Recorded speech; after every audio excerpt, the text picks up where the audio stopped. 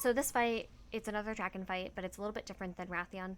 So for this one, you can stand on Vexiona's tail. She does not do a tail swipe. That's how it's different than Rathian. So one tank has the boss, and then the off tank, you can see right in front of us, there's an ad on the left, the Void Ascendant. The off tank will grab that ad.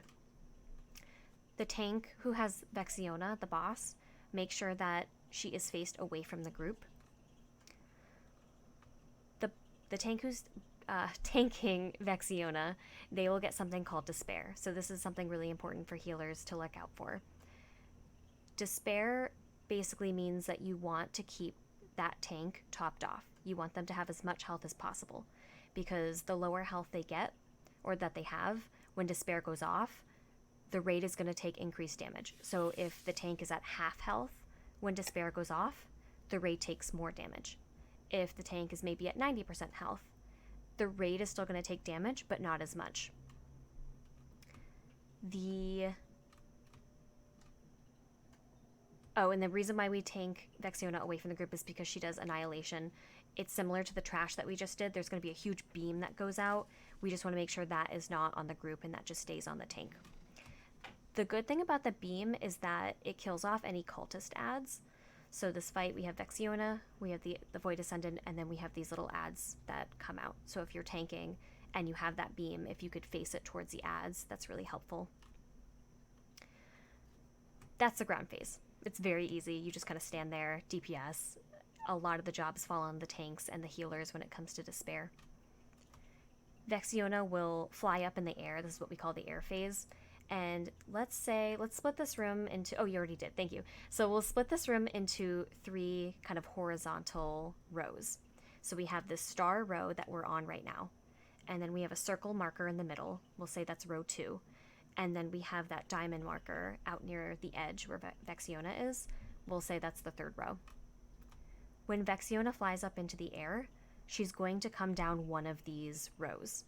We want to make sure that we're not in that row. So we'll probably move over to the diamond row over there at the start of the air phase, because she'll select a random person. So if we are all on the same marker, we know that she's going to go to that one. If we're all spread out, then it gets a little bit more hectic because you're not really sure where to anticipate where she's going to go. So once you see that she is about to swoop down and fly through the purple row, the whole group is going to move to a different one. That kind of thing. And she'll swoop down. She does it, I believe, 3 times. In phase 3, she'll come back down. There aren't any more ads, but she does do this ability called Terrifying Presence, and your haste is basically reduced by 100%. You have no haste. It's really bad for DPS. It's bad for healers. So you have to stand next to another player in order to avoid that. So always make sure you have a buddy, make sure you're standing next to somebody. And the only other mechanic in that phase is called Heart of Darkness. And it's really difficult to miss. It's this huge purple circle around her. You don't want to stand in it.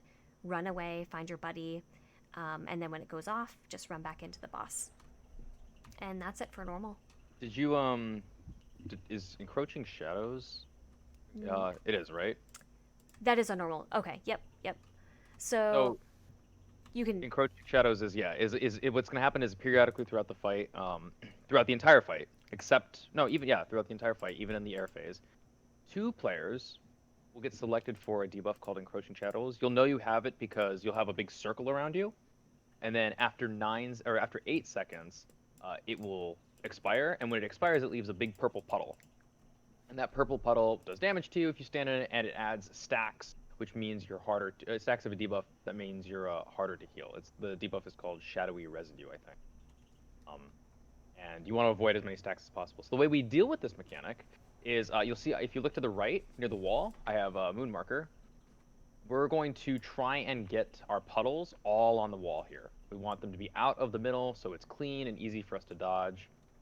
And that means that because she does this during all phases, what's going to happen is during the air phase, you're also going to get those puddles. So what you want to do is while we're running to a safe zone, make sure you're in the safe zone first before you try to drop your puddles. You don't want to drop your puddles and then get breathed on because you'll die.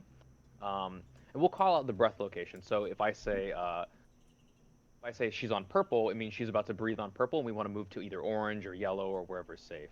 It's really important in that phase you stay as a group because, like Larry has said, we want to have the highest chances possible of knowing where she's gonna breathe. But yeah, that's it. We're gonna see how this goes, I guess. We'll bloodlust in the last phase, because that is or I guess heroism. That's definitely a scarier phase for healers and DPS. It's kind of like it's the rush to the finish kind of phase. So if there's anything else, I think we can give it a poll, see what happens. Yeah. Which tank did you want picking up boss? Which tank did you want picking up ads? Right. Would sigils be good for ads? Zippy, do you want to? Zan, you want to do boss? Yeah, I can do ads. That's fine. Perfect. All right. Awesome. All right, it's on tanks. Just question: I don't know if you want us to do it for this raid. Do you want us to swap at the phases, or just I'll stay on ads until the end? You should just be able to stay on ads the entire time, I think. That's So, in that case, healers, Zan, the Blood Decay, is going to be taking the Despair debuff. So I'll call out when he has it, and just make sure that for Druids, just make sure that your Life Bloom is on him. He has Hots. Yeah. Then during the third phase, I'll just be on a shoulder. Just Okay. come to me, then we won't get feared. Oakley dokley. We'll mark the tanks as well, so everyone can see exactly where they are. Dan has a square, and Zippy has a. You want to be a star? You can Sure. be a star. They're very distinct. Okay, cool. All right, let's give this a poll and see what happens. We're gonna heroism when she'll phase for the last phase at 40%. So she might go in the air a couple times, which is okay. But when she hits 40%, she will no longer go in the air. All right, let's give it a go. On tanks.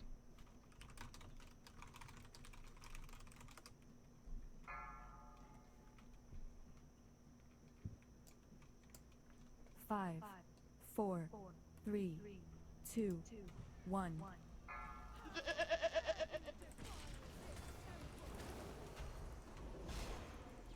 Four, 3, 2, 1. So Despair's on Xehanort right now, and Encroaching Shadows are about to go out. That's on Momo. Is it just 2 players? Yep. You guys want to get to the moon marker as close as you can? You want to drop it by the wall. Try not to drop it on each other, though. Oh, that was pretty good. I mean, you guys... You helped getting the ad down. Beware. Yep, make sure you guys are doing efficient cleave to the ad. We want to be hitting both of them. That ad So definitely wants to Brazian looks die. perfect. The other thing I should have mentioned is Ads on the right, guys? the tank who's, I guess, taking the Annihilation. I said it was the boss earlier. It's actually the Void Ascendant. Healers wanted to spell that.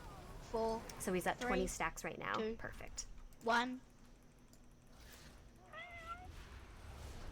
Typically, you want to dispel that around maybe 10 stacks, and then they'll keep getting applied, but another healer can dispel him again and 3, start all over. 1. So you see these portals, this is how often the ads spawn. You kind of can get a feel for, you know, the pattern, the speed, the cadence. The best way to handle these ads is to just keep them grouped up 4, and just do as much 3, cleave. 2, 1. So this is the second phase. She's going to go into the air right now. We're going to try and kill these ads as I guess quickly we'll as we just, can. what, do we want to stay in the Zippy's middle? beaming toward purple. Yep, we can stay. Everyone should Alright. stack on the She's orange going circle. down the middle, so go to star. Go over to the star marker by the stairs. You don't want to be in the middle right now. Yeah, she does that breath, so we want to avoid that. So she should go to And then star we're now. going to move again. Yep. So she's going to star. Move now. Go back over We're going to go in the circle. orange marker. So all we have to do now is just keep bouncing back and forth between circle and star if we want to. She's going to come down again. All right, now move to the edge over to this diamond marker here. This purple marker on the edge. Star is also safe. And see, you're still getting these shadows. So she's gonna come back down to the ground now. So we want to be able to hit the boss. And that's it. That's the entire phase 1 and phase 2. 4, 3, Remember, you 2, can stand on her 1. butt or her tail. She's not going to do anything. 4, 3, 2, 1. Zan has despair. 4, Make sure he stays 3, healed. 2. Beware. Although with 1. strike, I'm sure he's fine. All right, the encroaching shadows are out. Perfect. This might be the cleanest encroaching shadows I've ever seen. No, it's not even It's as good. And beautiful. I've never. It's so well done. 4, probably get another I just air took a phase. screenshot of it, honestly. 1. 4, 3, 2, 1. Watch the ads on the right, guys. Zan has Despair 4, again. Make sure he 3, stays healed. 2. And 1. Despair or Encroaching Shadows is out again.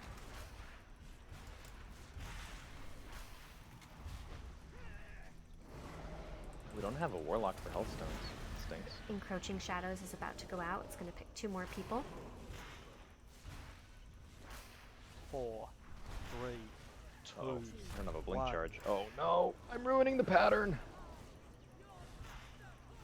4. Alright, so I think we're going to skip 3, these Encroaching Shadows. 1. Maybe not. Nope, we got him. Alright, so we just have to bring those out.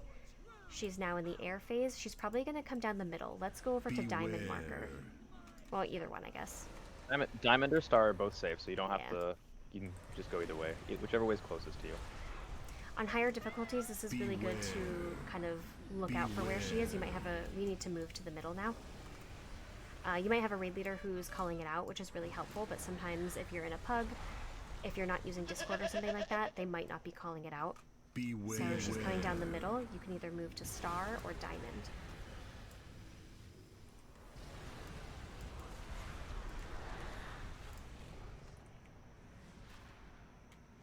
She'll be landing soon. Beware.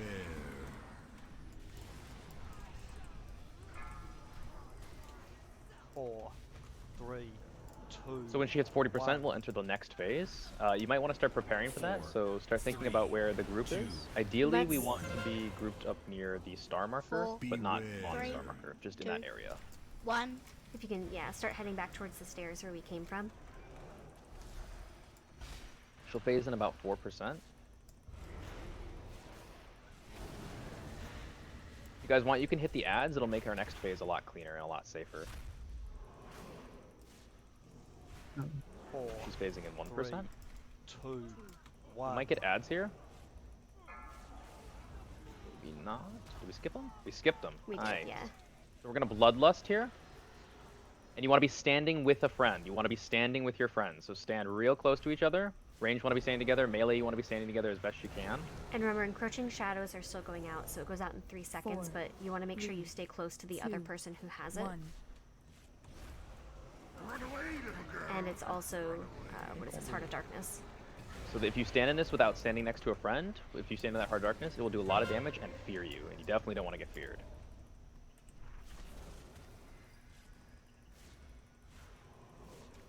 Some more Encroaching Shadows. Just stay with your friends.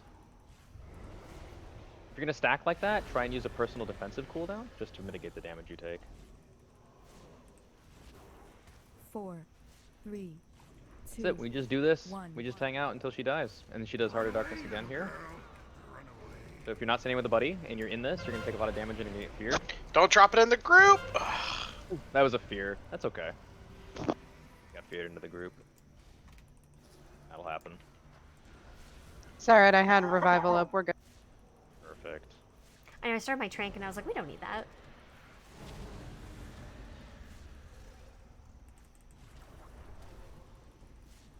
Four, Glacial Spike 3, cleaved onto my thing from 2. beyond. Nice. Alright. Well, not only did I just see the cleanest little puddle drops, I also just didn't expect us to one-shot that. That was great. Very Yeah, well I'm done. serious. I took a screenshot of it. Yeah, on Mythic, those are disastrous looking. They look so bad because people are greedy. Even on Heroic, they look awful. Alright, we are heading over to... Did we do... We did do Hivemind. Okay. We will head over and do Hivemind.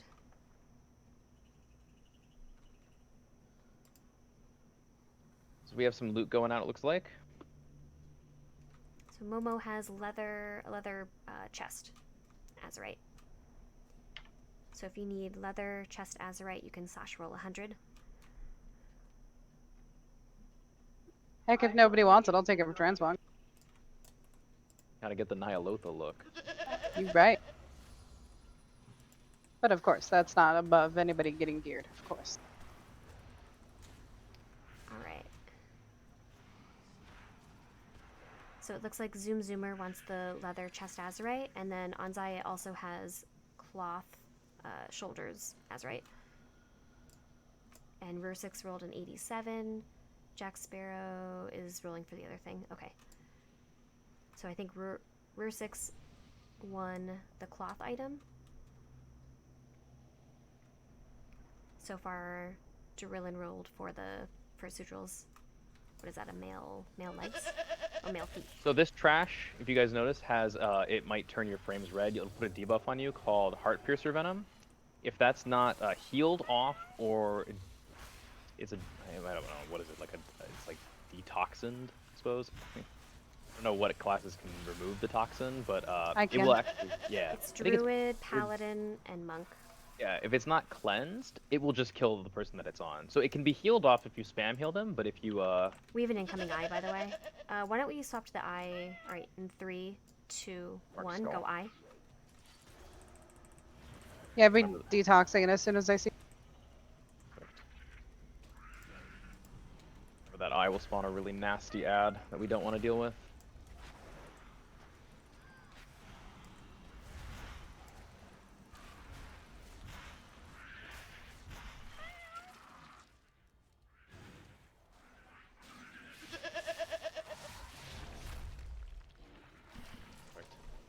Oh, the swarmers. No, the swarmers are supposed to go away. That's what I thought.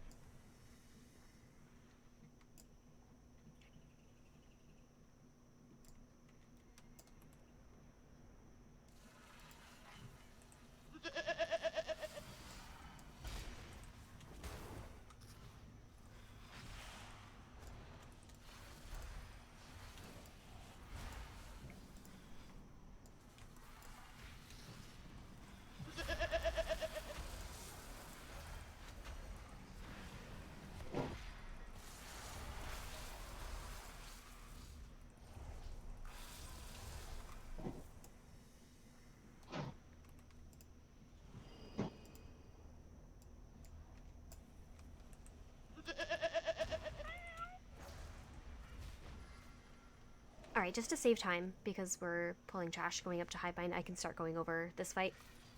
So Hivemind has 2 bosses and a handful of smaller adds. And basically on this fight, one of the 2 bosses will always be in control. So you have one called Tekris and one called Khazir. And when Tekris is together, or when Tekris is in control, the bosses need to be stacked. They need to be close to each other. The way I remember this, I was watching if anyone watches Hazelnutty Games, the way that she described this back when this raid first came out was Tekris is like Tetris, the game. The pieces need to stay together. When Khazir is in control, it's kind of like a kazoo, so it's going out, and the bosses need to be away from each other. So when Tekris is in control, the bosses stay together, and the small adds that spawn in this fight, they get stronger the longer that they live. So that's kind of the deal with them. You don't want to stand in front of Tekris. The tank wants to face him towards a wall. And then the only other thing when Tekris is in control is you want to spread out for an ability called Echoing Void. So you'll get this kind of a small circle underneath your feet, and you don't want to overlap these circles with anybody else. You want to make sure that everyone in the raid spreads out all over the room for that. When Khazir is in control, so this is when the bosses need to stay apart. Remember, think kazoo. The adds that kind of spawn throughout the room, they regenerate health when they're under 20% health. So you really need a lot of AoE and a lot of damage on them. The other thing you want to do is interrupt the mind-numbing Nova. That's something the boss casts, right? Yeah, it's That's what a boss Khazir cast. casts. Yeah. Yeah. So we want to interrupt the mind-numbing Nova. I don't think for normal we'll set up an interrupt rotation, but something on like heroic or mythic, you definitely would want an interrupt rotation to make sure that you always have an interrupt when that starts to get cast. When Khazir is also in control, he spawns bugs, we call them roly-polies, that spawn around the edges of the room. They go through the middle, they go through the sides, they go diagonally, and I'll show you a trick. I guess this is done. Let's reset the boss real quick, and then I'll show you guys a safe spot. So we're resetting the boss, which means just like last time, we're just going to hit the boss one time. Everyone's going to hit the boss, and we're going to reset our debuff for Bloodlust. Okay. So a couple of safe spots, or really just in general, if you're at the edge of the room, so if you go over here, let's say bosses will be kind of around X, or sorry, not X, skull. So I'm marked with a triangle right now. I'm the little cat that's jumping up and down. This corner is a good spot for healers or ranged. It doesn't have to be right here. It could just kind of be in this general area, because you can see to your left, you can see across from you, you can see basically the rest of this room. So if a roly-poly ad is coming at you, you can easily strafe to the left or strafe to the right. You can see that it's coming at you. And the same goes for if you were to stand over here or over here on this side. The point is you basically want to be kind of as close to the edge as possible.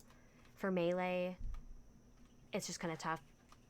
I know you're right underneath the bosses. You're just going to have to kind of keep an eye out for if there's a roly-poly coming at you and just kind of dodge it a little bit. One more thing that I want to talk about is an ad called, it's a drone ad, and it becomes empowered when Khazir is in control. When it starts casting, we immediately have to swap to it. And then other than that, we have to kill the bosses around the same time. We have 10 seconds to kill the other boss once one dies.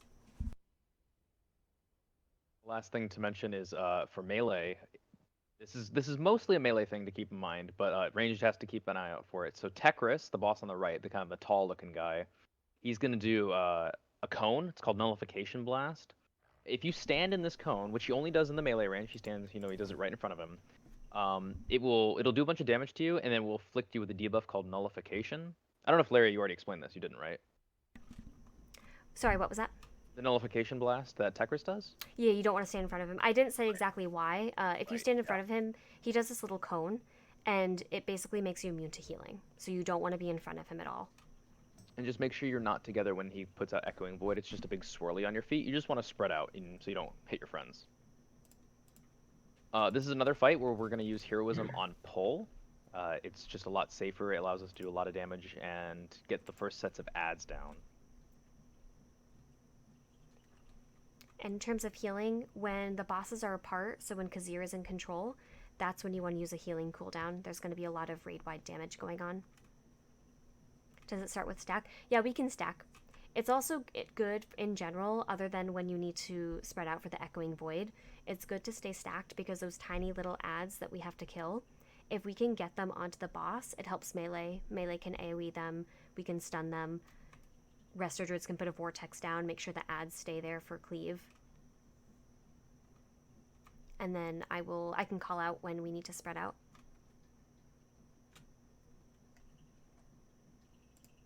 I think that's it, though.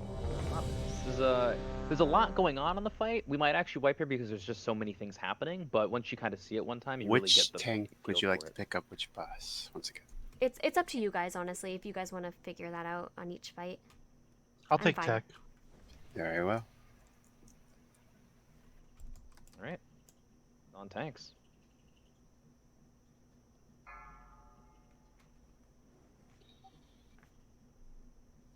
Five, 4, 3, 2, 1. Beware. I'm sure the bosses are stacked real tight.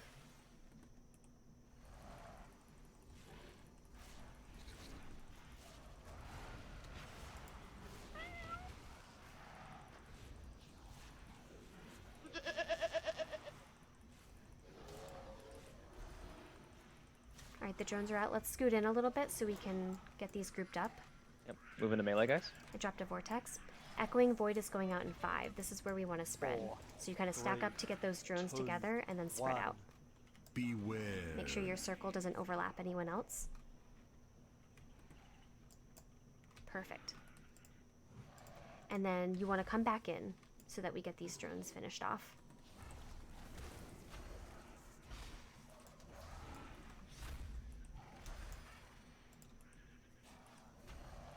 Perfect. Well done.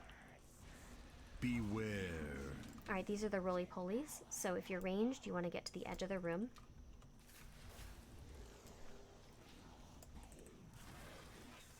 If you did get hit, on a higher difficulty, you would want to use a personal cooldown or a health stone or a healing pot. These are the darters, guys. Make sure we swap to them. We want to kill them before they can they evolve.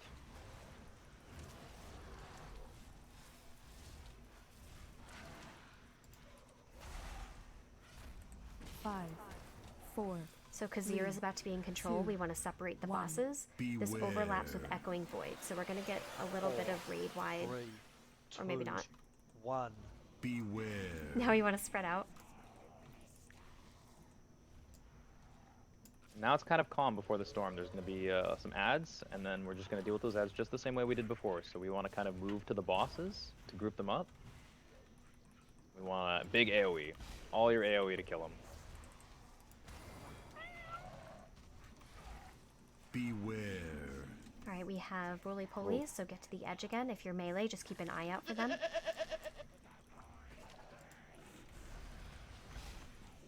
One got hit. That was awesome. No one got hit. Yeah.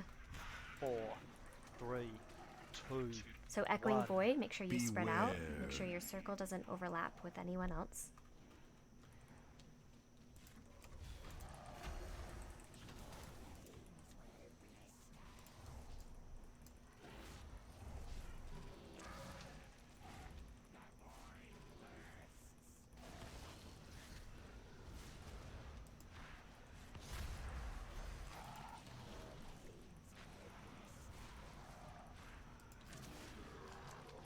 So Tekris will be in control in about 20 seconds, so for now, that's why they're still spread out.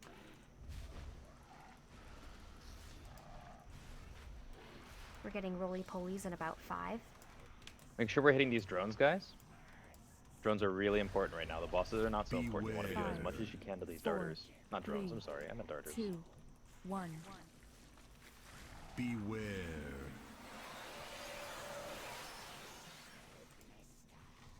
Still a good job with the roly-polies, guys. All right, so that was an interrupt that we missed. So you can see kind of what that does. It coats the whole raid in this really bad, I think it's a dot. So the drones are out again. 4, 3. Echoing Void is Two, going out, so you just one. want to spread out from everyone. Beware. And then stack back in to get these drones together. We'll stun them. I'll put a vortex down.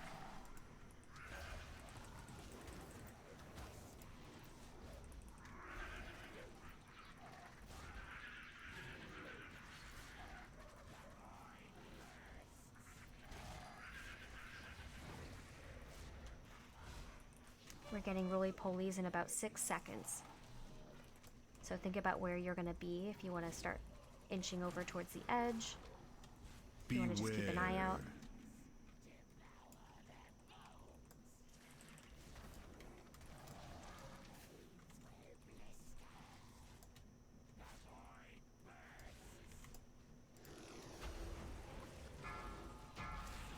Nice.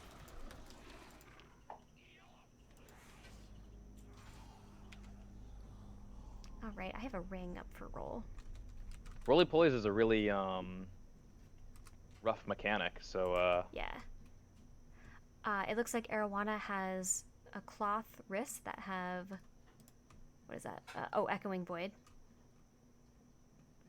So if you need that, looks like Rocky Balboa rolled for it. Anzai with an 83. And then I'll put my ring up afterwards. I'd be right back, Merp. sure. Zip, are you here? You're good Yeah. to take some trash? Cool. Yeah. All right, it looks like Anzai has won that cloth item. I'm gonna put up the ring that I have. So this ring also has corruption. It's avoidance corruption. I know. Is that good for? I think that's good for Mythic Plus, maybe. Maybe for tanks. I'm not sure. I don't think it's that great, but I don't actually know. I don't run high enough keys where it Us- matters. You could always just Usually it's you go for like versatile. Yeah. Yeah, so you might want to actually cleanse the corruption off of that ring. So it looks like so far Zoom Zoomer is winning with a 72. If anyone else needs this ring, you can still roll for it.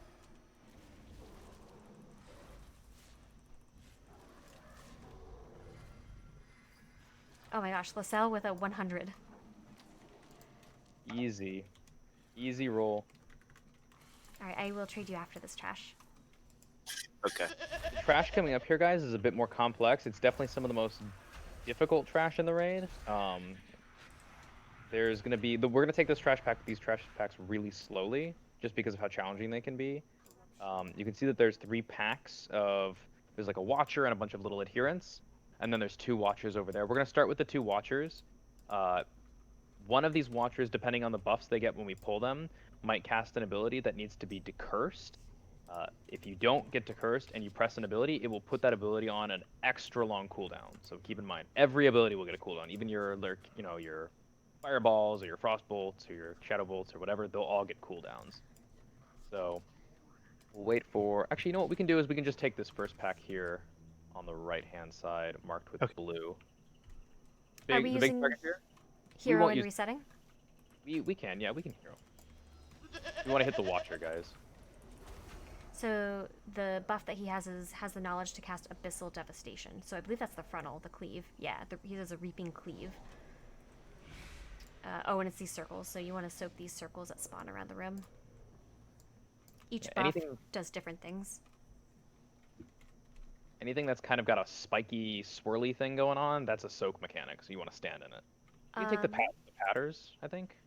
You don't need lust for these, I think, right? Lysel, it looks like... Are you talking about the wrists? It looks like Anzai had the cloth wrists.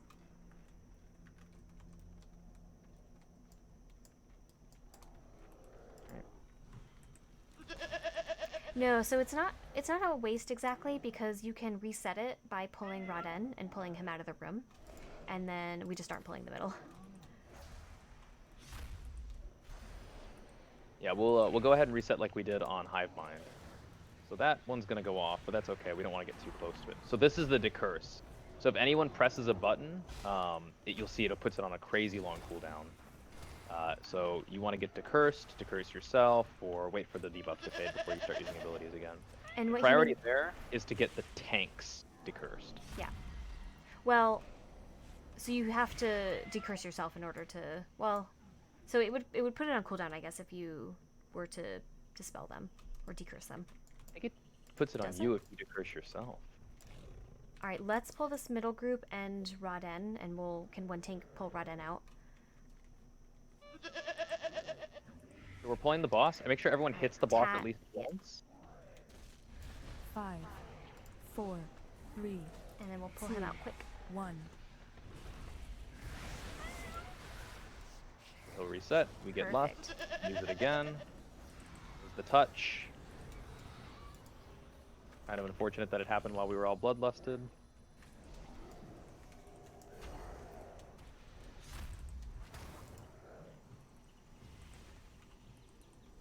There's a lot of bosses in the raid that you can actually just do this with. You'll reset them to clear the trash in front of them. It makes it way easier. Wasn't there one of the World First guilds or Race World First that they had warlocks and they just kept resetting it or something? Yeah, the boss's reset timer was 15 seconds, and it allowed some warlocks to gain some really crazy damage buffs by doing some shenanigans before the pull. They fixed that. The boss they fixed that real quick. Yeah. The last pack is this one. We'll pull it without lust. We won't need lust for this, I don't think, if we just focus the watcher down.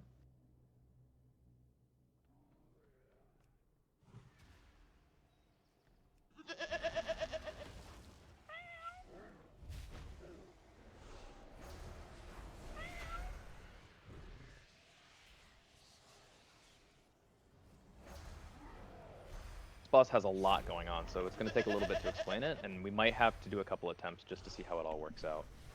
Yeah, I was going to say, Hivemind actually ended up being pretty easy, but this fight can be a bit complicated.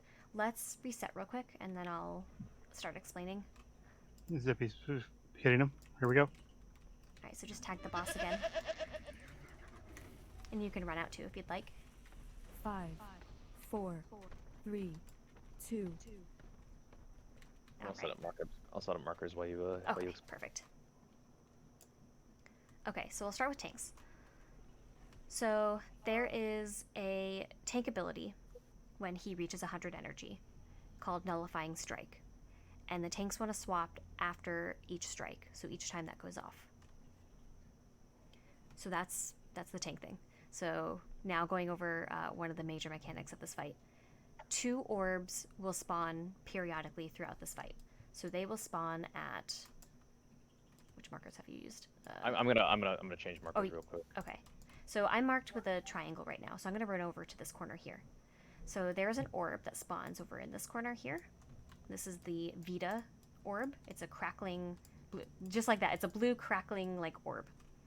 And then in the opposite corner over here where the diamond marker is, I'm running to it, this is the void orb. So they both spawn at the exact same time, and you can only kill one orb. So depending on which orb you kill, that means, so say we killed the Vita orb first, that blue crackly one.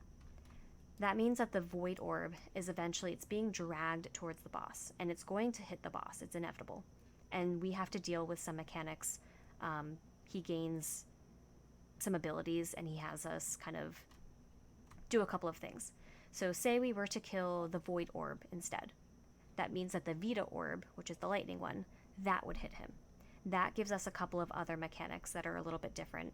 So depending on whichever orb that we kill, we always have jobs to do. We always have different mechanics to deal with. When he eats the electric Vita orb, it does raid-wide damage for healers. That is I believe it's an absorb. So you have to, when he eats the Vita orb, that is raid-wide damage. It's not an absorb. It's just everybody kind of drops. You take damage. You have to heal everybody back up. The boss spawns this crackling lightning ad, and the off tank needs to pick that up. It might go to a healer if, there's a lot of like healing aggro or something like that. So make sure that you're just paying attention and that you're ready to pick that up when it spawns. The mechanic we have to deal with is called unstable Vita. So when someone gets this, they need to go to an assigned marker. So we'll say that's this circle marker over here. If you're using DBM, it'll let you know that you have it. When this goes off, it jumps to the farthest person away. So it means that you need to have a partner that is standing on the opposite side of you, which is why we have this star marker over here. So, unstable Vita, you go to circle. We'll have a list of people who are ready to go to help you out with it, and they'll stand right here. So it jumps to the farthest person, which should be the person on this star marker. And each person can only get hit once. Now, if he eats the shadowy void orb, that is the raid-wide healing absorb. So it's still a healing mechanic. You have to get everybody topped off, get through that absorb. Instead of a crackling lightning ad this time, it's a shadowy ad. So same thing, off tank will go and pick up that ad. But the mechanic that we have to deal with is a dark circle will appear. And it's kind of like a missile. So the missile is going to spawn in that circle, and somebody needs to be standing in it to direct it somewhere else. At the same time that is happening, a random player will be picked, and they will also have a very similarly looking purple circle around them. That needs to be soaked. If it doesn't, that person dies unless you have an immunity like Turtle or Divine Shield or Ice Block. So the raid group will stand in that one, while somebody else goes and they stand in the missile circle, if that makes sense. Marp, am I forgetting anything?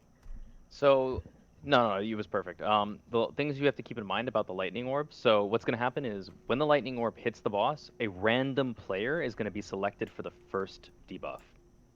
This means they need to run to orange marker.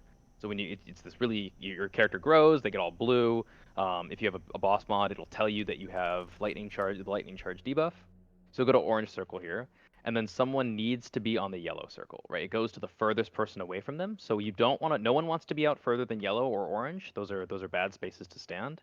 But you also don't want to be between these two markers. So what's going to happen is when the lightning jumps, it shoots a beam across. If you're in the middle, you'll get hit by this beam. It won't kill you, but it'll put a debuff on you. And it means that you'll be unable to do any jobs for 30 seconds. So if, for example, someone accidentally jumps the beam to you, you'll die. You can't get hit by those more than once. So it's really important to not stand between these two markers, and instead stand relatively close to melee. The boss should be tanked on skull, so we'll be kind of clumped up here where I'm standing now, and I'm jumping up and down. Because we're clumped up, when the purple soak circle goes out, it goes on a player, we should all just be standing together, and it should be easy for us to soak it. The only tricky thing is if it's going out and someone is also out of the raid group, they're going to have to run in. You can immunity it if you want, but you don't have to. So it's all up to you. So just make sure we're super clumped up near the boss and we're not standing in the path of the lightning. And we want to make sure that, so the lightning will jump multiple times. So if you get the lightning charge, you just want to run to the opposite marker that someone else is standing on with the debuff or without the debuff. And they'll pick it up from you and you can go back to the group. It's a little complicated, but I mean, we one-shot Vexiona and Hivemind, which I think those fights are actually slightly more challenging. So I think we can probably do this. I have faith. So let's say, let's have, what, 4 people? I think 4 people should be enough, like 4 partners.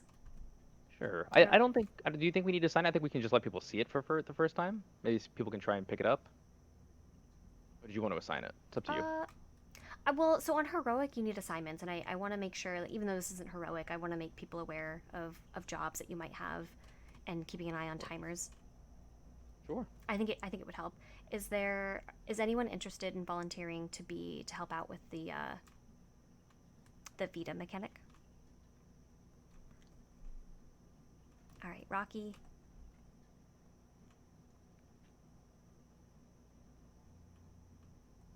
Rudeness and onside. Okay, perfect. Although, actually, it's mostly ranged, right? Because melee would have to run out. Melee can do Yeah. it too, though. That's Okay, super alright. fine. All right, and then I think I skipped phase 2. Yeah, I only went over phase 1. Yeah, phase 1's got a lot going on. Phase 1 has a lot. All right, phase 2 is super easy. It's over very quickly. Tanks no longer get nullifying strike. Instead, it's replaced with something called decaying strike. Healers want to keep the tank around 50% health. So I know you're going to be tempted to kind of top them off. Make sure they just stay around 50%. The other things you want to look out for are these big purple circles on the ground. It's kind of like don't stand in fire. Don't stand in the purple circles. And if you get this electric tether with somebody, you just want to run in opposite directions. The way the tether mechanic works is it picks 4 people. It picks one center point. So one person, for example, if it picks me as a center point, it might also tether me to Zan, Sunrift, Rocky. Yeah, only the 3.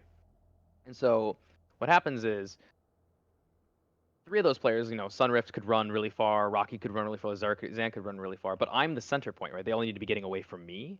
So the best thing to do if you notice you're the center point is you want to run as far away from as possible so you can break that chain. If you don't break that chain, it just starts stacking the damage up and it starts to become really, really difficult for the healers to manage. So you want to be super aware if you've got a big chain. You'll notice at first it's a small, thin lightning band, but the more you stay connected to your partners, the bigger the lightning gets until eventually it will kill you. I don't know what else he does. Oh, right. So he phases specifically at 40%. If he's casting the mechanic to summon the 2 orbs while he phases, those orbs will go away. So you might hear us say, oh yeah, we're at 42%, just push the boss, get him to 40%. Even if he spawns ads, don't go and hit them. We want to make sure we just get the boss to 40% to start the next phase. That's what we'll bloodlust as well. We want to get out. We want to end the fight as quickly as possible. So make sure you guys are listening super carefully to the orbs we call. We'll either call blue or purple. Those are the kill assignments. Our first orb we'll kill is blue. We want everyone that can to swap to that orb. It's really important you swap to it. Melee should not swap to it until it gets relatively close to the boss, but range should be on it immediately. And the last thing I want to say is this is a stacking fight, so you want to be on top of the boss, on top of melee. It's kind of the safest spot, at least until phase 2 when we want to spread out. But you don't want to be in between these 2 markers here, in between the star and the circle marker. So we'll stay stacked up right around the skull marker. All right, I'm going to do a ready check for the pull, because I think as complicated as this boss can be, I think we need to see it.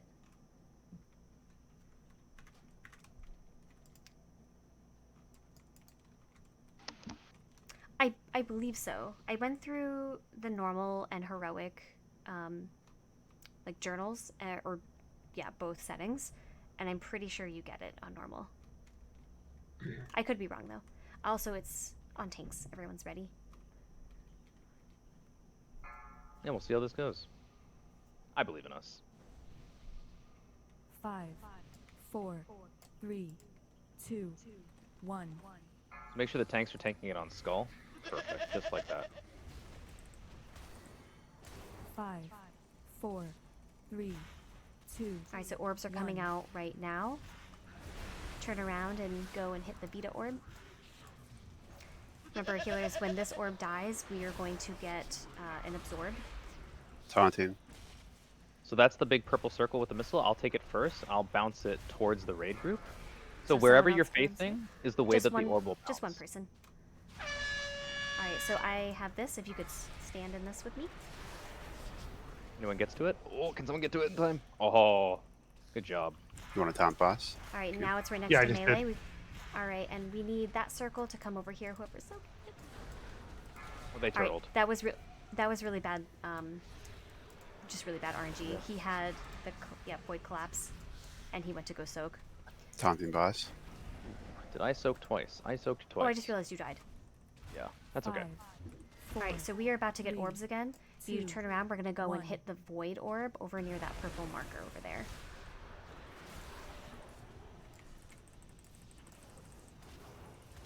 So this is the mechanic where we're gonna get unstable Vita. After this orb dies, stack up right here on the boss. So it's on Jack Sparrow. Jack Sparrow, go over to the circle marker over there. Star marker is fine as well. But yeah, go to circle. Well, go no, to circle. yeah. Alright, perfect. You guys can the see how next- the lightning mechanic works. Unstable Vita's going out. It's on Rocky Balboa. Rocky, if you could go over to circle, perfect. And Anzai's there, excellent. The next Which team? unstable Vita's going out in 3 seconds. Anyone can go to orange. Grabbing ad if you want to It's grab on boss. Zan. Zan, you have it. Got that? If you could go over to circle. And then who was our third person who was gonna soak? 5, 4, It's gonna be me, but I died. Oh. 1. Alright, we're getting orbs again, so turn around and go and kill the Vita orb over on blue.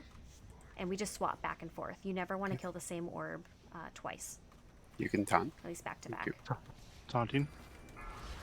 I'm gonna move him back Alright, a we little need bit. someone to soak that who has not soaked before. I haven't, I'll go in. Alright, now it's up near melee. We need someone who hasn't soaked yet to go in and soak that. We have the ad. It looks like it's on Momo. We need a tank to pick it up. On ad. 06 is Take the soaking boss. that. Alright, stack on Breezy. Just stay right here. Stack on Breezy. We need one player to soak this circle behind us. Excellent. Looks like Rocky has it. Taunt boss, please. Thank you. Alright, and 5, orbs are coming out in 3 4, seconds, so we're gonna go 3, back to the void orb 2, over on the purple 1. marker. So it is out. If range could turn around and start hitting it. So the raid is going to take some damage. This is a healer moment. Alright, unstable Vita is on Breezy. Breezy, could you go over to the circle marker? Perfect. Taunting boss. Grab that, And please. Anzai's over there. Excellent. The next unstable Vita is going out in 3 seconds. Anzai, make sure you're on star. Alright, so it is on Rudeness. Rudeness, you need to go over to the circle marker over there. Rocky, you can come back here.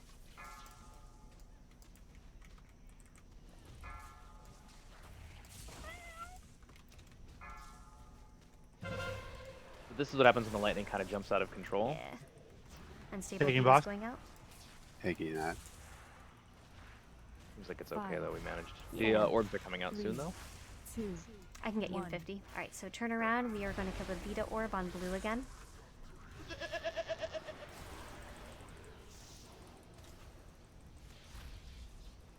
We get this absorb shield that needs to be healed. We need someone to soak this. Perfect. It looks like Zan is going to go soak it. Just be ready to watch where it goes next. It's right next to range, and it looks like Durillin is soaking it.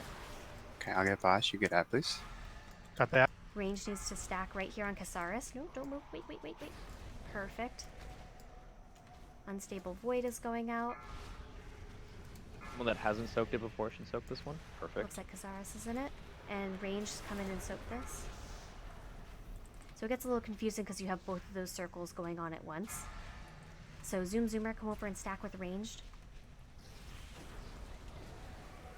5, 4, We have orbs in 3, 3 seconds. In We're gonna- boss. we're We got gonna 3. turn around and go and kill the Void Orb. Larry, you want to get me up? This is going to be raid-wide damage that healers are going to need to heal up. So Unstable Vita on Merp, he's going to go to the circle marker. Grabbing Stand on boss, you star. can add, please. Or he's on star. Okay, that works too. Anyone go to the He star has it. marker? Anyone go to the star marker is fine. Next Unstable Vita is on Zan. It's fine. Breezy, you can go to the star marker. That's perfect. Anyone wants to go to star to absorb it is cool. Perfect. Anyone wants to go to the orange marker? Unstable Vita's going out again. Oh, did we phase in time? Nope. Okay, We it's did on phase. It's on Rocky. So we have one more to deal with. So now you can spread out around him. There are going to be ginormous purple circles. The charged bonds went out.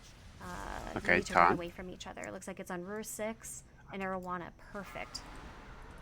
It actually selects 2 people in normal, which is cool. You just have to run away from your Like friend. a pair or... Yeah, just a pair. I did Char- not know. Charged bonds is going out in 4. Taunting. It does select 3. I don't know what happened on the first one, though. Rudeness might have died or something? I'm not really sure. You can taunt. Alright, we have charged bonds again. I love when I'm the just taunting both when mages... DBM. I'm sorry, Larry. No. When they both blink away. And it's instantly broken.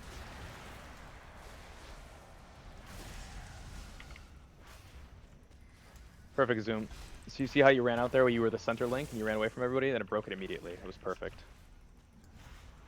Get ready to spread again. Purple circles.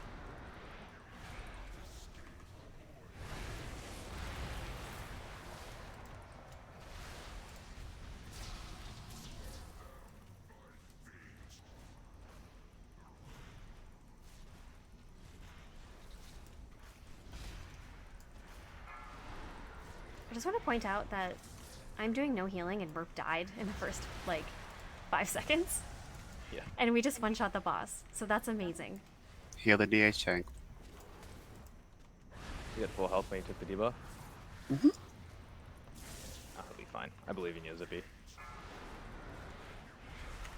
Okay, well, Nice. I'm convinced we can kill Ny'alotha, honestly, at Right? this point. Oh, Zan got a This huge... is an amazing group. Who do I get the loot to for you to roll it off? You can just roll it You can off. just put it in chat.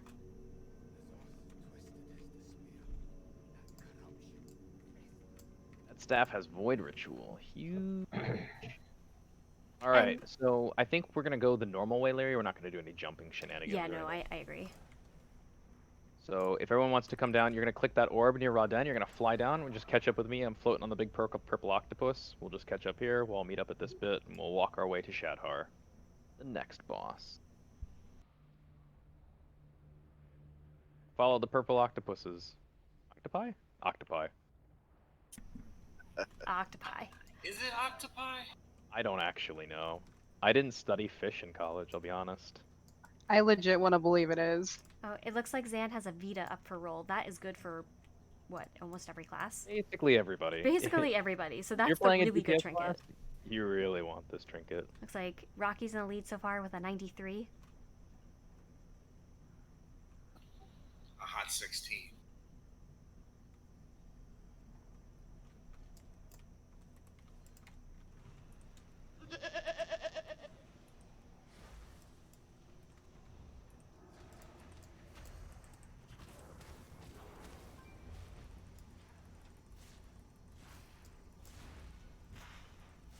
That's the thing. I mean, if anyone has a skip mark, we could go to Carapace and Azoth instead.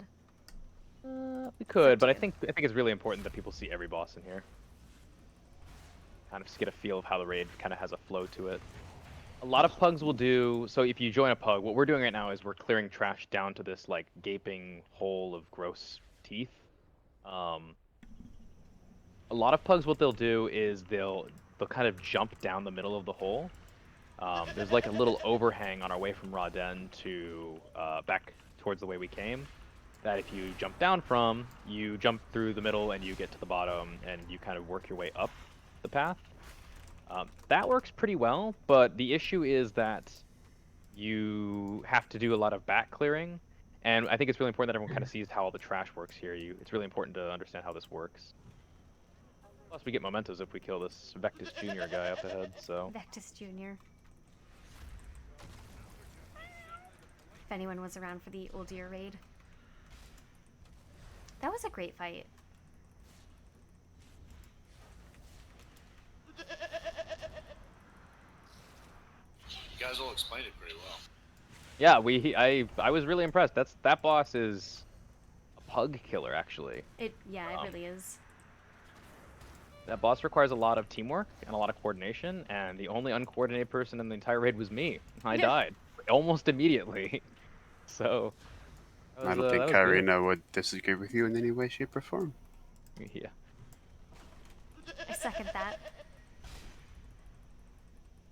Rocky, can you do me a favor? Can you link the chess piece that you have, just so I can take a look at it for you? Who won the Vita? Oh, it was the 93. Who was that? Rocky Balboa. Okay, I'm on my way.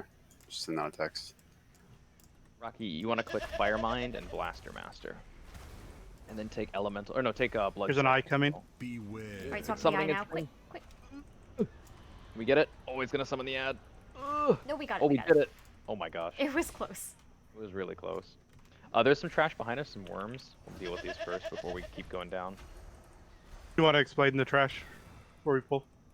Yeah, actually, that's really a good idea because there's some trash that does some funky stuff in here.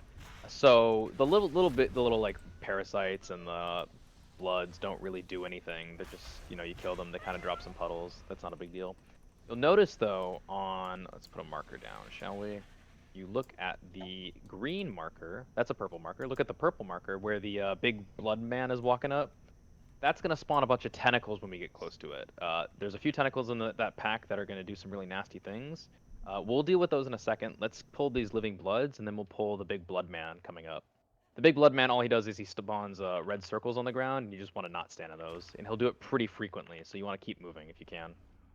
Beware. He's got a lot of health, but he also drops mementos, so definitely a good boss, a little mini guy to kill. I think the Blood Man looks like the guys that hand you the notes in Bloodborne. Beware. I've never played Bloodborne. Is it good? I hear it's like It's Dark a, Souls. it's a FromSoft game. So these are like see how quickly those blood puddles go out, and you just want to keep dodging as best you can. And he'll do it again in about, I think he does it like every 25 seconds. Beware. Bloodborne 2 is coming to PS5. So Sick. Some more blood puddles. Make sure you just keep dodging. Don't need to worry about hitting the boss, just keep alive here. So there's going to be these basher-looking tentacles. They kind of look like the tentacles we killed on our way down, and then there's going to be these guys with eyeballs. The bashers are really scary because if they're not tanked, they're going to slam the ground and do raid-wide damage. And the guys with eyeballs and a face are going to kind of hit you really hard if you're near them. They're called gnashing terrors. We might also get the parasites here. This might be scary. So do a lot of AoE here, but focus the crushing tendrils. So as much AoE as you can. Make sure you're not standing too close to those gnashing terrors. They'll hit you really hard because they're untankable and they don't have an aggro table. A lot of stuff going on. This is a really scary pack with a lot of mobs. Beware. Handled it pretty well though.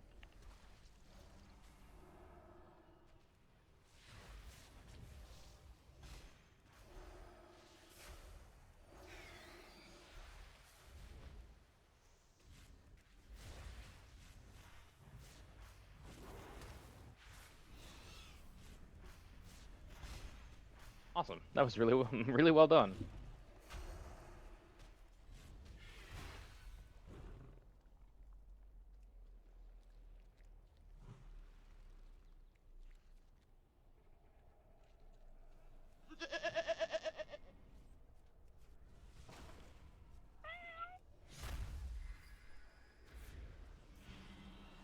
Beware.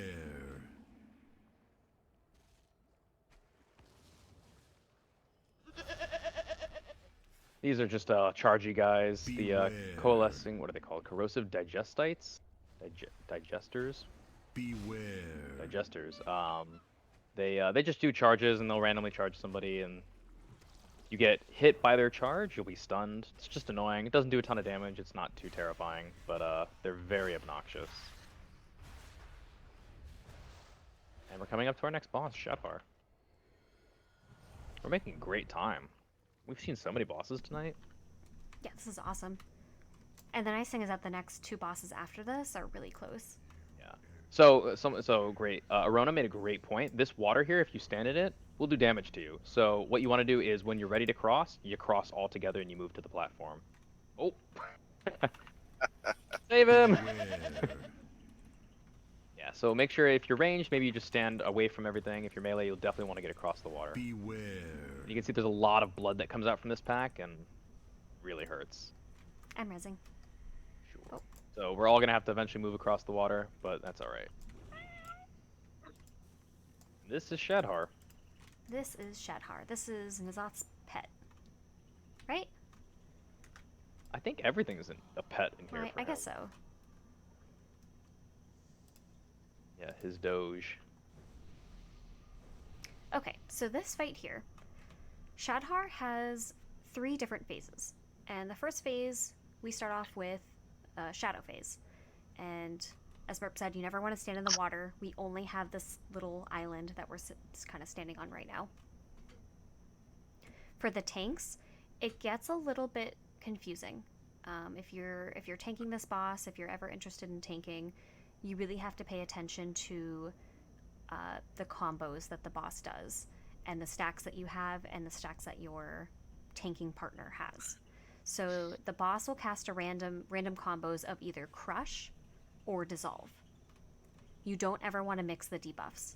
So if you take a crush and then he casts it again and he does another crush, that's totally fine. You can take both of them. If he casts a crush and then the second time he casts a dissolve, that's a problem. And your tanking partner wants to taunt, and that's when you guys would swap. The other mechanic in this fight are these little blobs called Living Miasma spawn all around the room.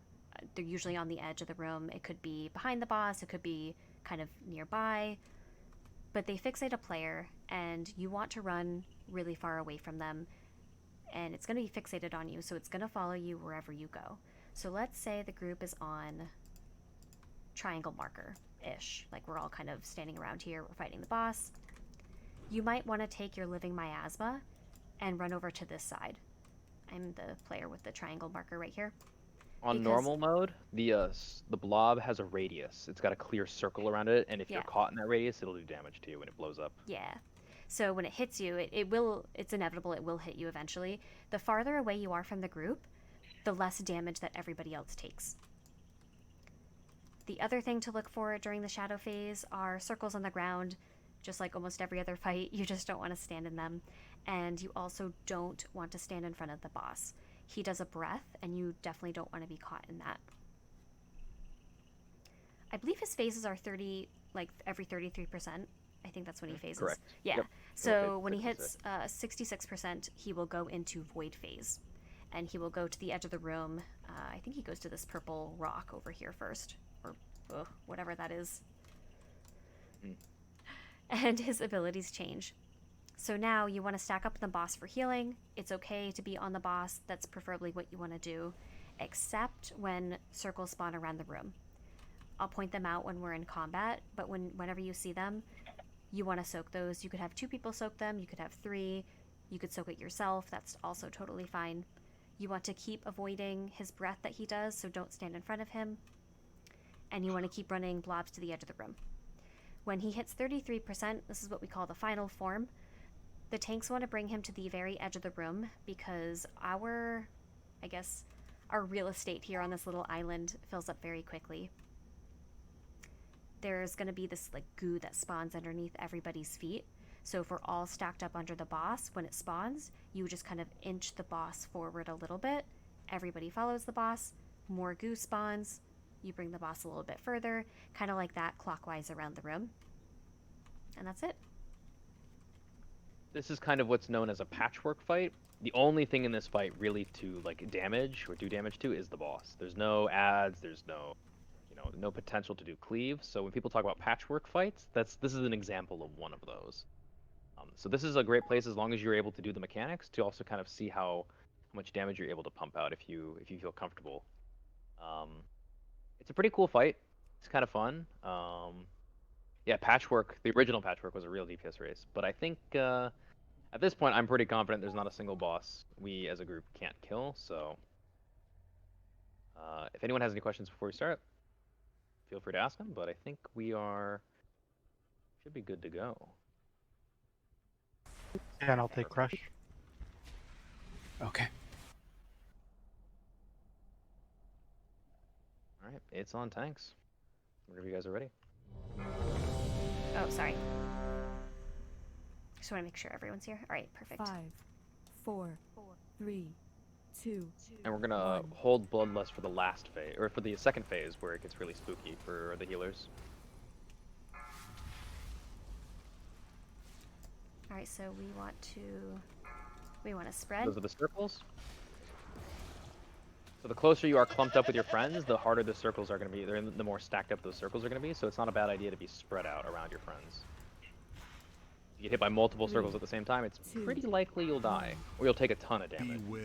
So his breath is coming out, You want to get out of that breath. Taunting back in 2 seconds. and also dodge circles. We have our first fixate, so he's bringing it over to the edge of the room. That's perfect. And you can let it hit you once you get to the edge of the room. Yeah.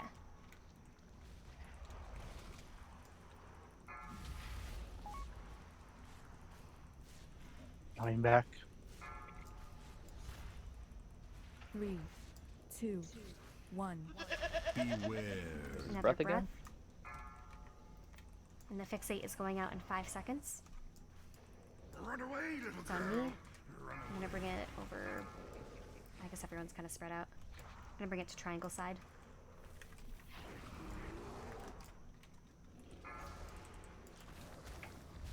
He's phasing soon, so he's gonna Alright, start so- moving over to here. We are in phase 2. Tanks are gonna bring him back into the middle of the room, but remember, if we could 1. all stack up on the boss, it really helps healing. So these are the little things I told you 3, to soak. 2, 1. Everyone just dove on him. It was great. We have our fixate, so Casaris is bringing it away from the group. That's perfect.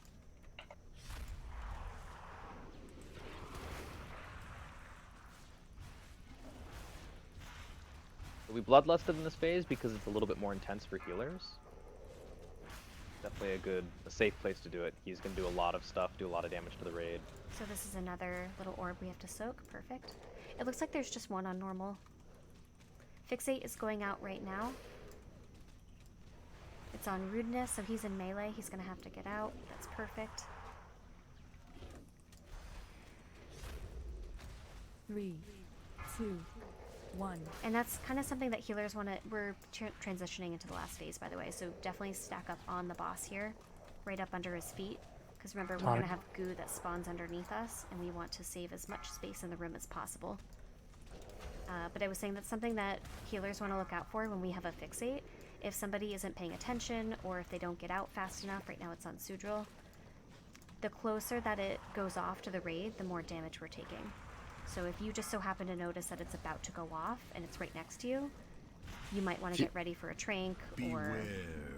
You want to kite the boss around the room a little bit so the puddles don't grow too big in the melee section.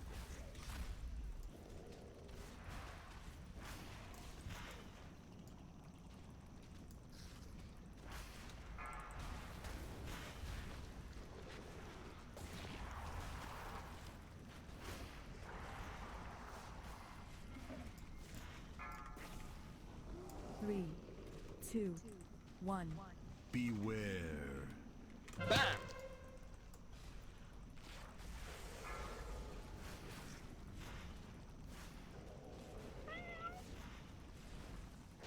Nice job. I'm rezzing, by the way.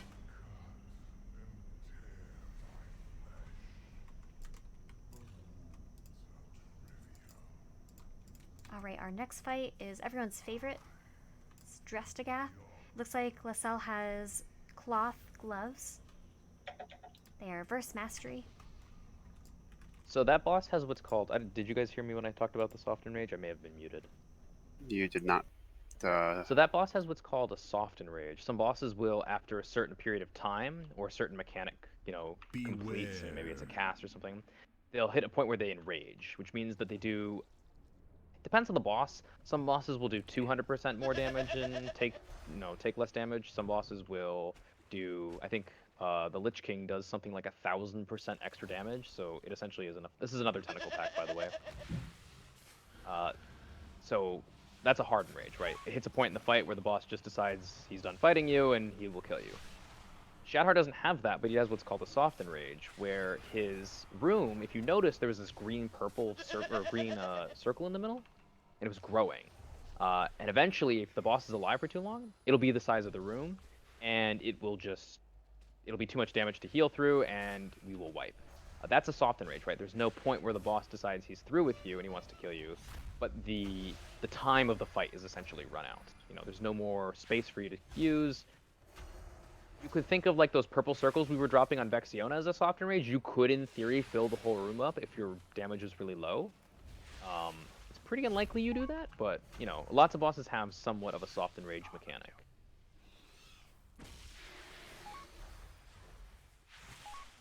We handled those tentacles pretty well. Oh, Drest'agath. Merp. Beware. How much corruption did you say you run with? It depends on what I'm doing, but right now I have 63. Beware. This is insane. I'm dancing so much. I'm at 60 right now. I don't know how you play it in this way. 60. As a mage, you have a lot of tools to get. I don't know if you're playing mage. Yeah. Yeah. So mages are really good at dealing with corruption. Fire is you've got Scorch. You can run away. You can shimmer. You can ice. You can ice block if you have to. You can use your cloak. Your cloak is an ability, right? It dispels all of the corruption stuff. So if the thing from beyond is running after you and you press your cloak, but eyeball in the back. Cloak. Yeah. So let's kill that eyeball, guys. Hard swap to it. Might get a cast off. Maybe my glacial spike will finish. Oh, I got the cast off. So see, it spawns this really annoying ad. There's gonna be a lot of damage going out, so it might be a good idea to use some healing cooldowns. Is the crushing tendril being tanked? Beware. The one in the back, the one marked with X. It doesn't look like it's being tanked. Yeah, the demon hunter's got it. I have that. I am the one in the back. Okay, it looked like it was doing a ground pound, but yeah. So mages have a lot of tools to deal with lots of corruption, but you also have to be really comfortable with that, right? I'm very comfortable on my mage, and I'm also really comfortable with dealing with this corruption. At the same time, you kind of have to know your environment, right? So on Ny'alotha, for example, I don't run 60 corruption. It's too dangerous. On Il'gynoth, it's another fight I don't run more than 40 corruption. It's too dangerous to do that.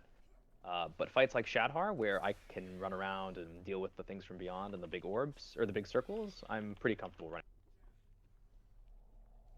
But we have a lot of tools to deal with it. Demon Hunters are another one. A lot of Demon Hunters will run over 70 corruption sometimes, just because they do so much healing passively. BOEs are not tradable across server, so it's a bit of a snafu on that one. Yeah, that's a really unfortunate part about BOEs if you're not on the same server as I forgot about that, yeah. It's a really stupid thing. Okay. Drest'agath. Oh, Drest'agath. It's a lady snake. A lady snake. It's a lady snake. It's the first time I've heard that one, Merp. That's what the Dungeon Journal calls it, a she. Does it call it a lady snake too? It doesn't call it a lady snake. Alright, so the notes I have for this boss are pretty short. This fight is, I just call it the tentacle fight. There are tons of tentacles. The boss is a tentacle. So the gist of it is that the boss heals any damage that you do to it unless you have a specific buff that you pick up. So what we do instead, because we can't just sit here and DPS the boss, these other tentacles will spawn around the room. So you want to kill these tentacles. One of these tentacles, do you remember which one is it? Which tentacle? Which one drops the buff? All of the tentacles in the room. Oh, they all do. Oh, okay. All tentacles drop the buff, yeah. Okay. So in that case, just kill ads, kill the tentacles. They all drop the buff. Prioritize DPS to pick those up If there are any orbs laying around on the ground and you're a healer and you kind of want to pump out some damage, you could always do that. Otherwise, you kill the tentacles, they spawn those little orbs kind of right around their corpse, and all you do is run over that orb, and then you can turn around and you can DPS the boss until it falls off. Tanks are going to want to taunt after 1 stack of volatile detonation, and that gives you this ginormous circle around your character, and you want to bring that over to one of the tentacles around the room, because when that goes off, it makes that tentacle take increased damage. So that just means that we get to kill it even faster. Eventually the boss will do something called entropic crash, and it looks exactly how it sounds. It'll be this ginormous crash that it does. It's pretty big. It's not even just around kind of its hitbox. It spreads out a little bit farther than that, so all you want to do is run away from the boss. It also casts these tentacle beams, and you'll see which way that they're facing, just kind of looking at their hitbox, and they all have eyes. You can see the 2 Eye of Drest'agath tentacles right here. You can see which direction they're facing because of the way that their eyes are pointing. There are a couple of different tentacles on this fight, and this is really important. Range should always be on the Maw tentacles, not melee.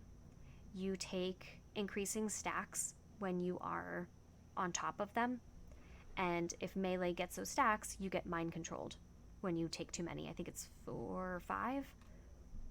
So the way to kind of get around that is that you have ranged hit them, because ranged aren't going to be on top of the tentacles. Instead, melee should be on the tentacles of Drest'agath. That's what the official name is called. And that's about it. This fight is kind of weird. You're gonna feel like you're not doing a lot, right? And that's pretty normal for this fight. It feels like a big trash pack, but that's just kind of the way that this fight that's just the way the fight feels. I don't know how else to describe it. It's really weird. You'll get a debuff. You know, when you pick up the debuff to do damage to the boss, you won't be able to pick it up for I don't know what the time is on normal. It might be 30 seconds.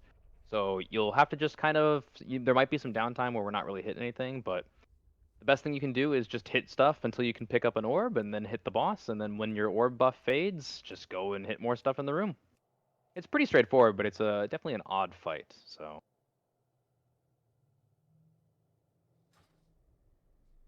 Let's give it a go, yeah. Yeah, I'm going to do a ready check for the pull. Make sure that we're all here. Sorry, when do we lust? We'll lust on pull. We'll lust. So when these 2 tendril eyes, these eyes of Drest'agath die, people can pick up buffs to hit the boss. That's when we'll bloodlust. Just so we can, do as much damage to the boss as possible on the opener. All right. All right, just give it a waving go. these in. All right, perfect. It's on tanks. Some groups, if it's on heroic or mythic, you will kind of focus 5, down one of these eyes. 4, For right now, you 3, can just hit either one. 2, 1. So remember, we shouldn't be DPSing the boss though, because it heals any damage that we do to it. So unless you have that buff, you always want to be attacking tentacles around the room. So entropic crash is happening, so this is what I told you. It's kind of you can see the animation. It's a little bit bigger than its hitbox. So so everyone can grab a buff now. Both tentacles are dead. We just hit everyone that has a buff should be hitting the boss. All right, this is a healer mechanic. So does this? Yeah. All right, so it does this ability called Mutterings of Insanity, and the boss will target a couple of people with that, and you just want to spread out. The only thing is that it slows you.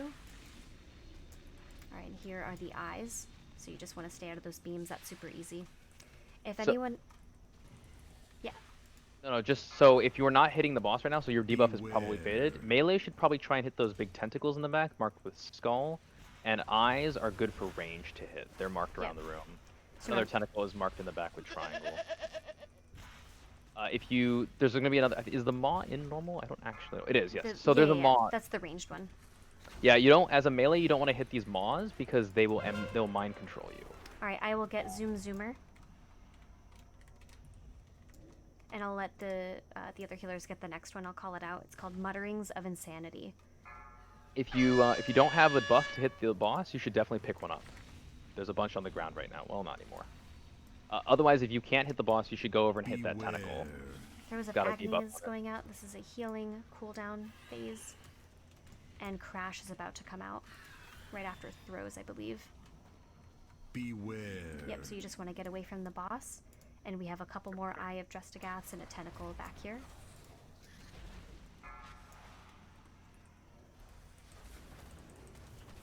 So So again, there's just a lot of stuff up right now, so if you don't have a debuff to hit the boss, you should just be hitting something close to you. so ranged on the Maw. Alright, so Mutterings of Insanity are on Durillin, Murpish, and Zoom Zoomer. So they're gonna get out, and healers need to dispel them. So Zoom Zoomer needs a dispel.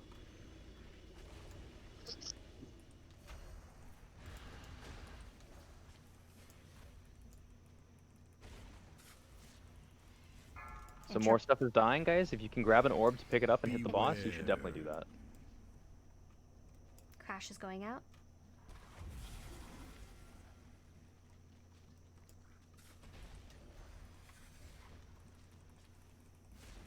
Oh, there's no clouds for the tentacles. So Mutterings of Insanity is about to go out in 5. That's the healer dispel. You just have to keep an eye out for it and dispel those people who get it. So it's on Jack Sparrow and LaSalle. So Jack and LaSalle want to get out of the group. People want to avoid them. I'm going to help with the dispels. Jack, Momo, and Breezy need dispels.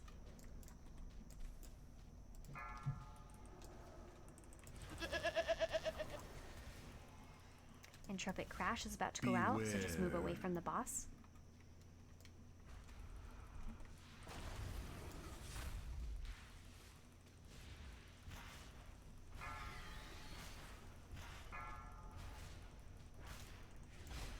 Beware. And Throes of Agony is going out, so if healers can use a small cooldown or something like Trank.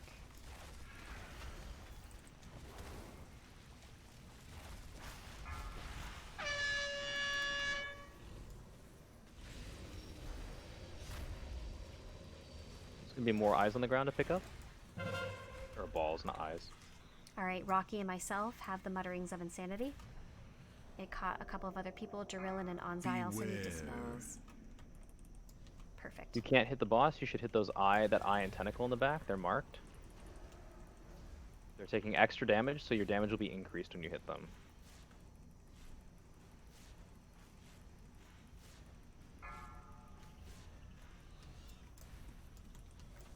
So another Void Glare is going out in about 5 seconds. Those are the beams you want to avoid.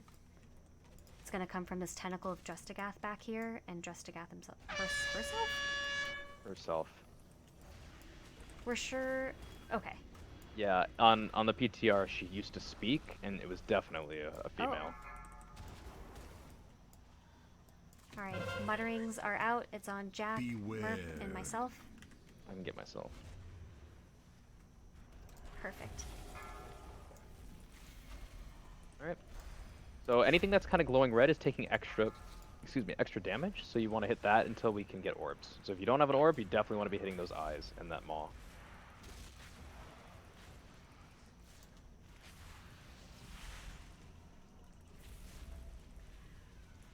So Void Glare is going out. Just avoid the beams.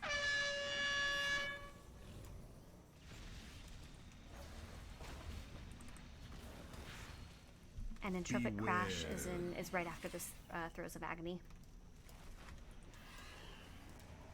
There's going to be more balls to pick up soon, guys, so if you can hit the boss, definitely do so. Beware. Intrepid Crash, get away from the boss. Mutterings of Insanity on Momo. We just need a healer to dispel Momo.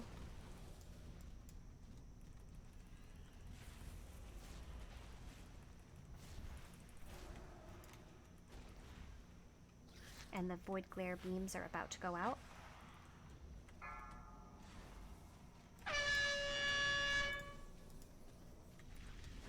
So after this, make sure everyone picks up some orbs off these tentacles, and then you feel free to hit the boss, and everyone can just swap to the boss at this point. You'll probably kill it before he can heal himself.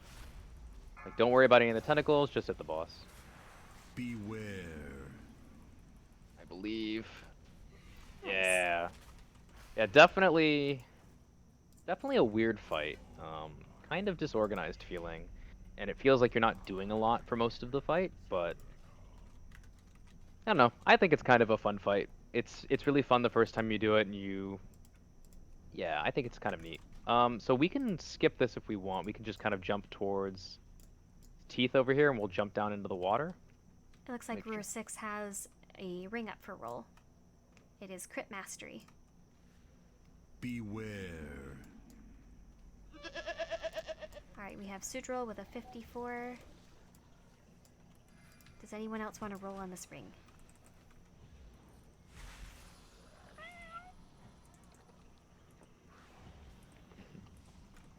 Wait, Momo, you don't like Il'gynoth? I love Il'gynoth.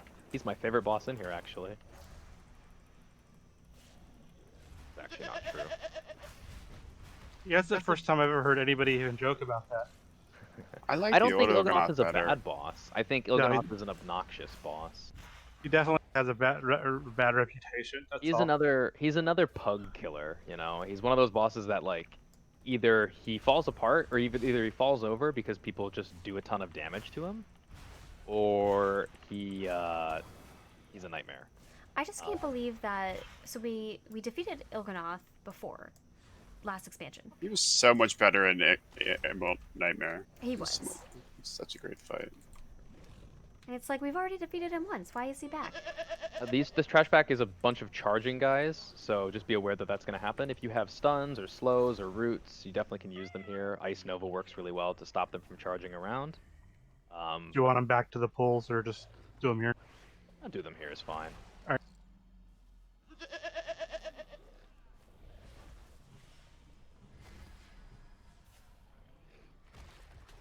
I think my favorite fight in this raid is probably Carapace.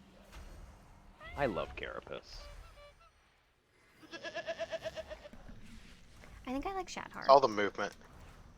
I just like how epic it is. You know, you're running around through you're running up this tunnel, and you get to the last, platform. It's really cool.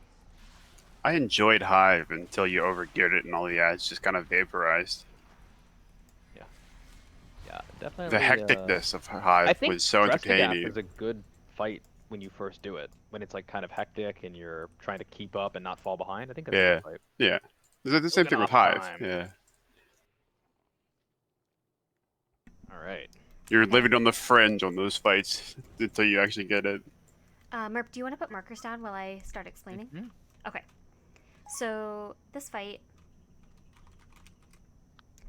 I'll start with the tanks. The tanks need to deal with something called Eye of N'alotha, and it's a huge beam that the boss will do. No one else can stand in this. So where do we want to have tanks stand, actually? We'll have them stand at the red marker first. Okay. So tanks will be on that side, like where the X world marker is over there. We should not be over on that side. I'm going to mark myself again with a triangle player marker. We can stand in front of Il'gynoth right now near Skull. We could stand over here. I don't want to get too close. Over on his other side. But we don't ever want to be on the same side as the tanks. That beam will really mess you up.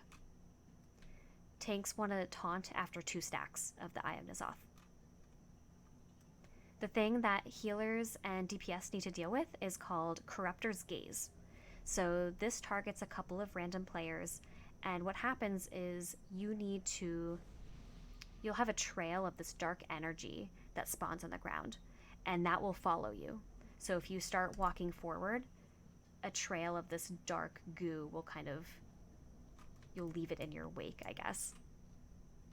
You can either kite this around in a small circle. Sometimes what I do, because I always play a healer and I can pop a cooldown or whatever, I will use Barkskin and just kind of stand in place.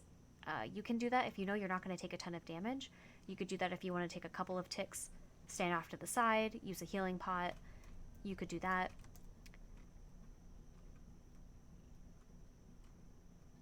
And the reason why you want to do that is because if everybody towards the end of the fight, imagine all of the Corruptor's Gazes that have gone out, the room is going to be covered in that dark matter that we leave behind, and we want to make sure that we have as much space as possible. So when the boss dies, we're going to start an Il'gynoth. He'll be at 100%. he dies. We will go over to, on our right side over here, this blue world marker. That will open up, and there's going to be a little organ inside of it, and we have to kill that. So there's 3 little alcoves around the room, and all 3 of them open up, and we just want to focus one of them. Because as soon as one of those dies, the boss comes back. So all of the alcoves close again, Il'gynoth comes up. Unfortunately, he'll be back at 100% health. As the alcoves are open, everyone will get these red giant circles around them. You just want to spread out for that. When they, I believe when they get big, to the biggest size that they can get. They don't grow in normal. They just they don't. They just stay as okay. size and detonate. Okay. Yeah. So they'll go out, they'll detonate eventually. That's why you want to spread out. Make sure you don't take, it's, if you overlap with somebody, it's probably not going to kill you. If you overlap with 3 or 4 people, that might kill you. The only other thing you want to interrupt, the little alcoves, those organs in there, the only thing that they cast is called Pumping Blood. Any DPS, melee, range, whoever can interrupt, it's just a free-for-all. You can just interrupt that whenever you see it. We'll have little blood ads that spawn around the room. Just turn around and hit those, kill those, and then it repeats. So we go back to Il'gynoth, we kill him, the second alcove will open up, we'll do the exact same thing, kill it, Il'gynoth respawns at 100%, we kill him, the third alcove spawns, so it's just a rinse and repeat over and over again.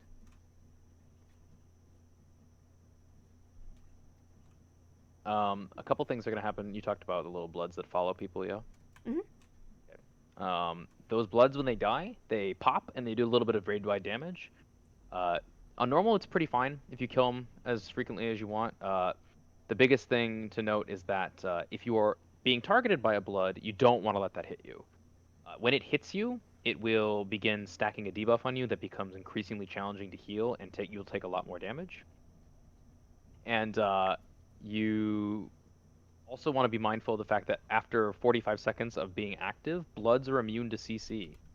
So you can't Nova them, you can't stun them, you can't Hodge them, you can't do anything to make them stop chasing you, and they move really fast. So you want to be sure that while we're doing lots of boss damage, you also don't want to ignore the bloods, because they will, they're bad news. But that's about it. So we'll see what happens. Did we say we're rotating interrupts or no? For the interrupts, let's see. The tanks can get their own interrupts, I think, right, guys? You guys know what you're doing with interrupts there? Sure. Or... Yes. Okay. Let's see. Organs? Yeah, 4 organs. Rudeness and Zoomer, you guys want to do me a favor? When we go, so we're going to start around where I'm standing now, and then we're going to kind of move to blue. That'll be the first organ chamber we attack. If you, Zoomer and Rudeness, if you guys want to, instead of going to blue, go to the moon marker. And what I want you to do is I want you to hit the hit that organ, and I want you to make sure you keep it interrupted. Every time he casts, he's going to spawn a blood. And what can happen if we don't kick those casts is that we'll get overrun. So if you guys can do your best to get over there and make sure you kick as many casts as you possibly can, just to avoid as many bloods from spawning. And then, yeah, I think we'll lust when he pops up for the last time after we kill the third organ. Yeah, alright. I'm gonna do a ready check.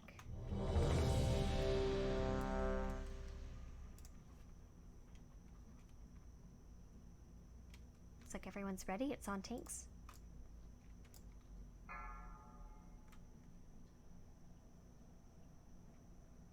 Five, 4, 3, 2, Oh, looks like 1. I think Pew's mic is open.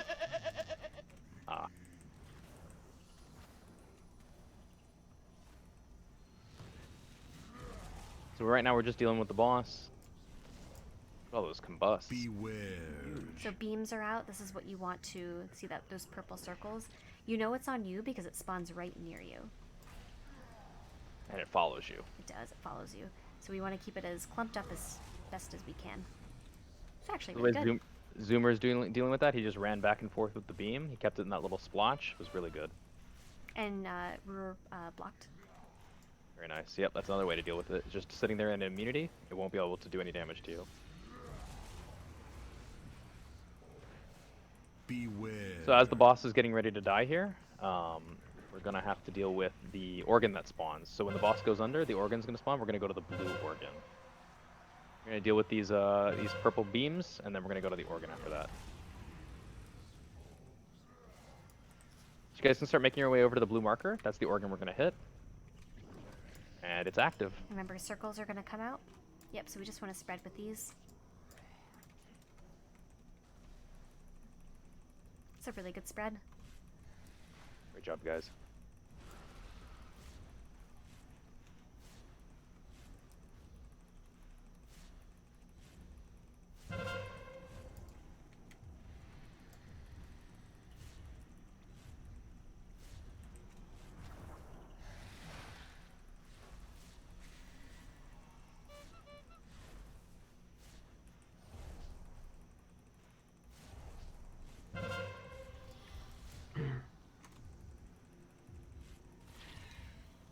Alright, so the organ's dead. We're gonna go back on the boss. Wait for those to... Yep, perfect, they're gone. So you can get back on the boss, and we're just gonna repeat the first phase.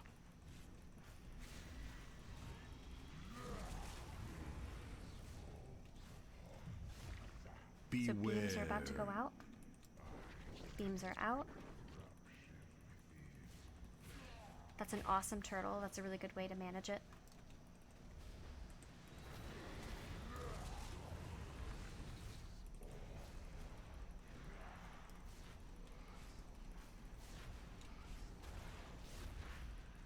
So you see these blood spawning guys, we want to make sure we're not letting them, you know, run around like crazy. We want to be dealing with them as they come out.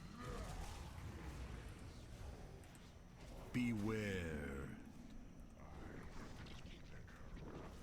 I'm getting the only laser beams.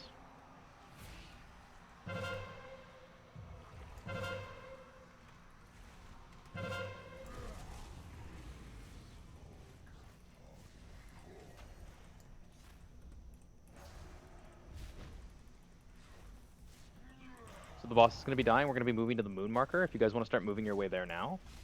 There's a little bit of a path to walk through. So the moon organ is active.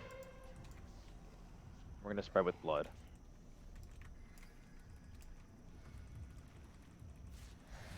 Perfect. Well done.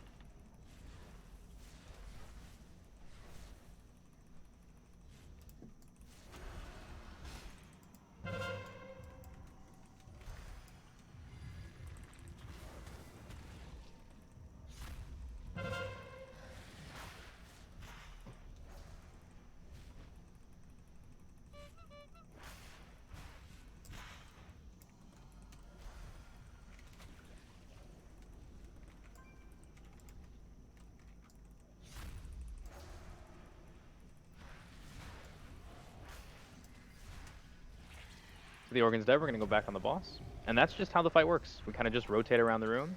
There's going to be more blood spawning. Tanks, if you could move to the skull marker now, that would be Moving. great. Perfect. Just so we have that space clear for us when we go over to that organ. So guys, tanks are going to be on skull. You really don't want to be staying there, otherwise you're going to eat a real nasty beam. And then our next place we're going to move is going to be towards the red marker. We're going to move over there in a little bit. You don't have to move just yet. We don't want any of that purple goo over there. You can see that there's a lot more blood spawning, so it's really easy to be overrun if we don't manage them.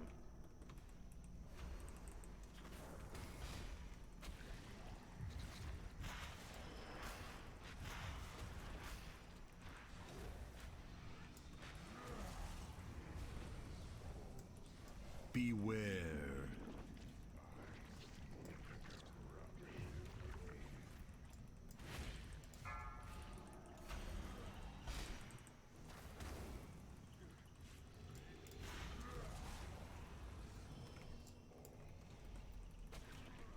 The other thing you'll notice throughout this fight is as we have more beams, there's a lot less safe place in the room to stand. That's pretty normal. You guys can start moving over to the X marker. It's a good place to start heading off to so we can get ready to for the last organ.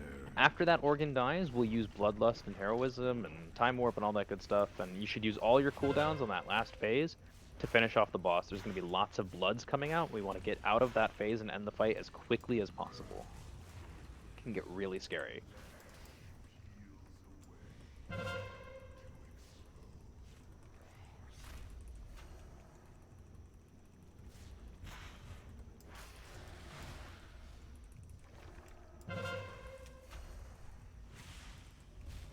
This is a great time to catch up and do some damage to Bloods. We don't want to fall behind. The Organ's not that important right now. We just want to make sure that we don't get overrun by Bloods at this point. If we stay managed on Bloods and we just deal with the boss in the last phase, then we're going to win. Let's just get ready for the popping Bloods. They're going to do a little bit of raid-wide damage every time. So, if you notice, I have a really giant blood on me right now.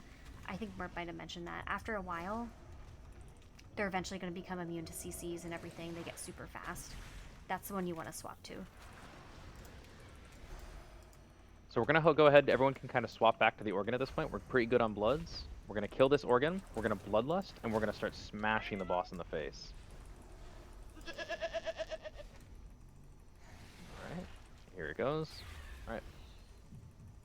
You want to use cleave abilities on the ads, but here's Bloodlust. Do all you can. This is usually... Don't be by star and blue, it's going to hurt. Yep, if you stand near the star marker and the skull marker and the blue marker, you guys are going to get real hurt. Yep. I was going to say, this is the phase usually where groups will wipe, because you have 3 alcoves now spawning Bloods. Things get really hectic. A lot of big Bloods. There's a big Blood over there. Perfect. As long as we're just doing some cleave damage to these Bloods, we should be able to manage them.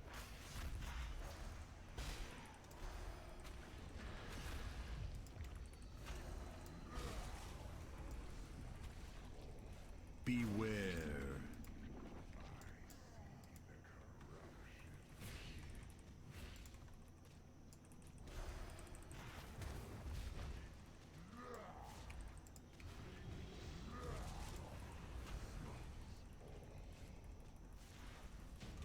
Nice That's job. it. You can see it gets really hectic near the end, and we actually did a really good job managing that.